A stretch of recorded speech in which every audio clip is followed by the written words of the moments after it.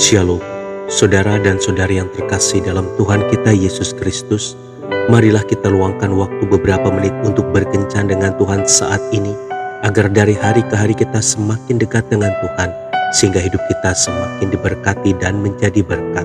Pembacaan dari kitab Yeremia bab 31 ayat 3. Dari jauh Tuhan menampakkan diri kepadanya. Aku mengasihi engkau dengan kasih yang kekal, sebab itu aku melanjutkan kasih setiaku kepadamu.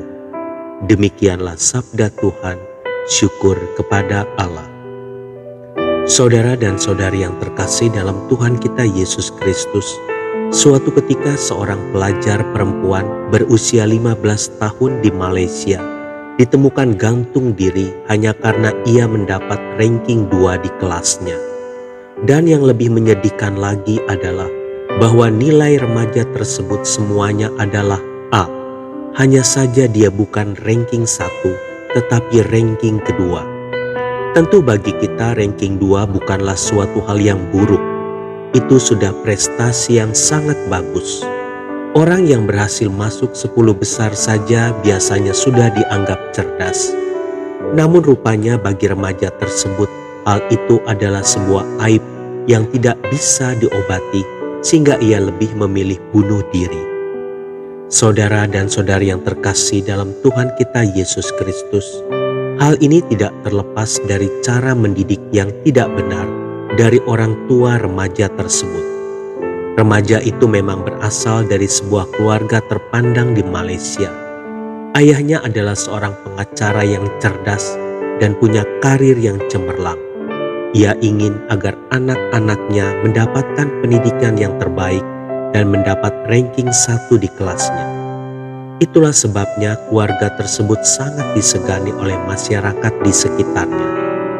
Namun tanpa disadarinya, sebenarnya ayah tersebut sudah menyiksa anak-anaknya bukan saja secara fisik, tetapi juga secara batin. Secara fisik, sejak belia anak-anaknya sudah dipaksa untuk belajar dengan keras dan jarang diberi waktu bermain, serta dilarang untuk bergaul dengan anak-anak seusianya. Sehari-hari anak-anak tersebut hanya disibukkan dengan membaca buku dan belajar. Secara batin, karena sang ayah selalu mengaitkan kasih sayangnya dengan prestasi anak-anaknya. Konon remaja yang bunuh diri tersebut pernah bertanya kepada ayahnya apa yang akan dilakukan ayahnya jika ia tidak bisa menjadi juara 1 di kelasnya. Sang ayah menjawab bahwa jika anak gadis itu tidak mendapat ranking 1, maka ia tak lagi mengakuinya sebagai anak. Dari sini dapat kita lihat bahwa ayah tersebut tidak memperlakukan anaknya dengan kasih sayang yang sepatutnya. Dia hanya menyayangi anaknya jika menjadi ranking 1, yang sebenarnya bukan demi kebaikan anak tersebut, tetapi demi harga diri sang ayah di hadapan banyak orang.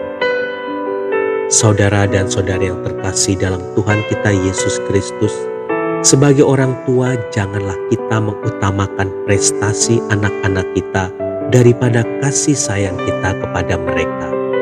Apapun keadaan mereka, kita tetap harus mengasihi mereka. Sudah seharusnya kasih sayang kita tidak berubah hanya karena prestasi mereka tidak seperti yang kita harapkan. Sebaliknya, kasihilah mereka secara tulus dan tanpa syarat, sebab Tuhan juga telah mengasihi kita secara tulus dan tanpa syarat. Bahkan Ia rela mati bagi kita ketika kita masih berdosa. Tuhan Yesus memberkati. Marilah kita berdoa. Dalam nama Bapa dan Putra dan Roh Kudus. Amin. Tuhan Yesus, ajarilah aku mengasihi anak-anakku secara tulus bagaimanapun keadaan mereka. Amin. Dalam nama Bapa dan Putra dan Roh Kudus. Amin.